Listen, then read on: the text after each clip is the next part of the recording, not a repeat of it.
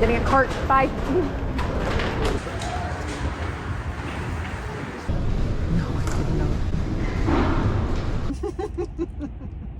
Okay guys, we are at Goodwill Outlet at the BINS. If you've never heard of it, it's pretty crazy in there. You literally sift through piles of clothing or hard goods or whatever.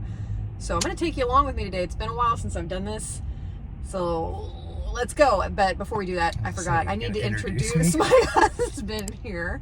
This is Mark, and he's going to go into battle with me today. So wish us luck, and let's see what we can find. Thanks. Okay, wares and shoes are coming out.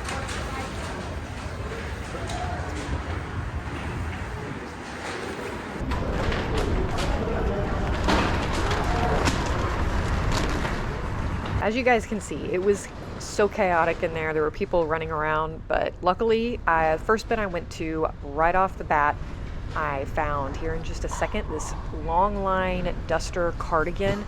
It's kind of a bread and butter brand, Torrid, but it's a 3X. It's pretty substantial, long sleeve, great pattern to it. So I definitely tossed that one into the cart.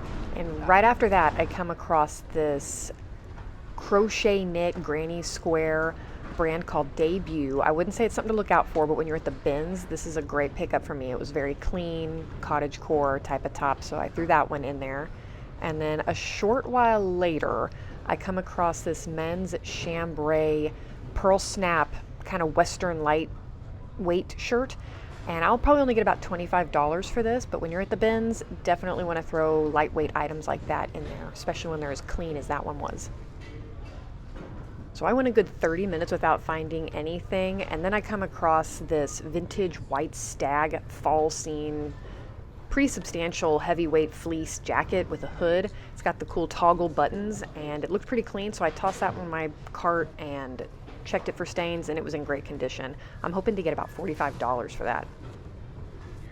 As you all know, I love to sell this next brand that I found. It is a Lauren Ralph Lauren black label blazer jacket. I don't know why this was still sitting there. This was a good hour into sifting through these bins, and it is flawless. It needs a good lint roll and a steam, and it is going to be out the door, hopefully for $45 plus shipping. Hey guys, Future Morgan here. I am back from the BINS, and it's been a couple days, but I wanted to go over a few of the items that I missed somehow filming while I was there, and then I want to go over some of the numbers at the end of how much I paid and what it came out to be per item. To start off, I grabbed this women's trench coat.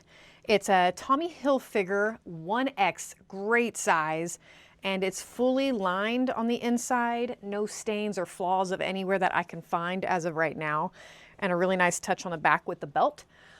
So I definitely wanted to pick that one up, and after getting home and looking at comps, I expect to get anywhere from $35 to $40 for this jacket, and hopefully have a quick sale there. Moving on, this I actually grabbed as I was checking out. They line up some bins along the wall when you're headed to checkout, and someone, I assume, just tossed this one back in, and I grabbed it. It is a little bit heavier of an item. It's a American Eagle. Pretty sure this is vintage as well. It's got a very Y2K grunge look going on, and it's a size large. I expect to get anywhere from about $30 to $35 for that hoodie right there. Another item I picked up is yet again another American Eagle sweater. This is also vintage, and it is a size small. I'm pretty sure this is a women's, but it had again a nice vintage Y2K look going on, 90s even to throw in there. So I wanted to grab that, and I even figured if the comps weren't great, I might keep it. We'll see, but that might be a me item. And then another thing I grabbed, I figured this would be really great going into spring. The brand is Sailmaker. Now with this being a little bit heavier of a jacket, I wanted to look this up while I was at the BINS, and I did find a few comps, and if I remember right, I'll throw those up, but if I remember right, around $30, $35 for this jacket. It's quilted on the inside, a really nice liner. So I figured come spring, that would do pretty well and hopefully move quickly. And then from there, I just have a few more bread and butter items, nothing crazy, but these are a pair of figs. These are usually like a nursing pant that the medical field will wear.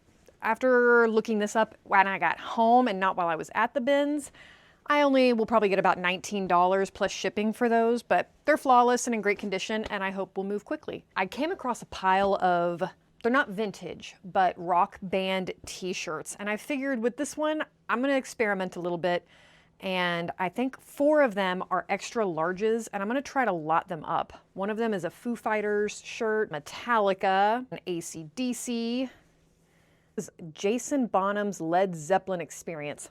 I saw a few comps. I saw where it was sold new at $21, so I hope as a lot that one will go well. And then this one is a size medium, so I'll try to sell it individually. It's Broken Promises, and then this is a 2XL Def Leopard. Nothing on the back on this one, and it was purchased as a cutoff sleeve. This wasn't a DIY. So I figured I'd grab that. All this stuff was pretty lightweight, so I figured if I'm gonna experiment, from the bins is the place to do it. So I ended up getting a total of 15 items to resell, spending around $37 and some change, and it came out to be $2.50 per item.